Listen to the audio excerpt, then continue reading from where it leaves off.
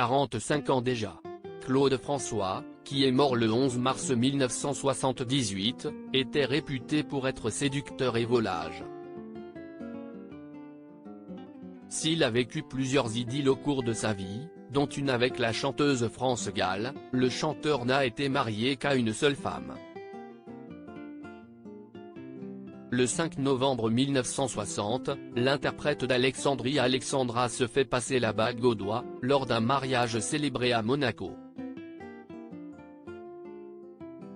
L'heureuse élue s'appelle Jeannette Houlacote.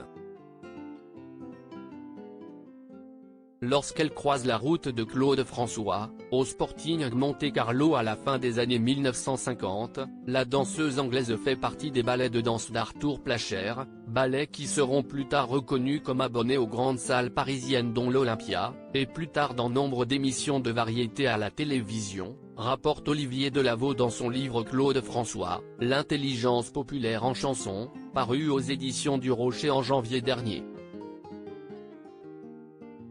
Appréciée par ses beaux-parents, Jeannette Houlacote ne tarde pas à se marier avec le chanteur, âgé d'une vingtaine d'années à l'époque.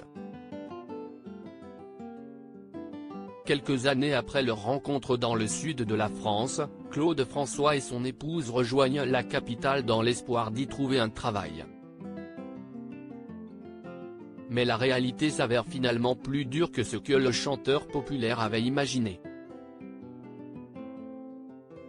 Une fois à Paris, l'épouse du chanteur est engagée comme danseuse dans les ballets accompagnant les concerts de Gilbert Bécaud à l'Olympia. Problème, leur relation ne tarde pas à dépasser le cadre strictement professionnel. De quoi rendre Claude François fou de rage. Supérieur à Claude François, retour sur les femmes de sa vie. Claude François, ce coup dur qu'il a eu du mal à digérer comme le raconte Olivier Delaveau dans son ouvrage consacré à l'interprète de cette année-là, Claude ne digère pas le coup que lui a fait son ami Gilbert Bécaud.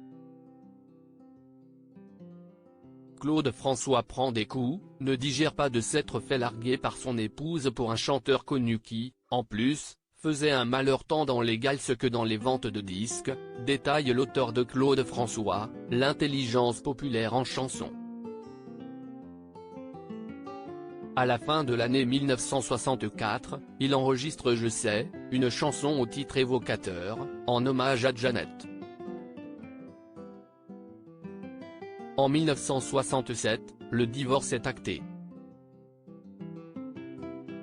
Claude François réfugie dans le travail, tandis que Jeannette Houlacote se consacre pleinement à sa nouvelle histoire d'amour avec Gilbert Bécaud. Un an après son divorce, elle devient maman d'une petite fille, Jennifer, née de son idylle avec l'interprète de Je reviens te chercher. Leur relation durera 4 ans.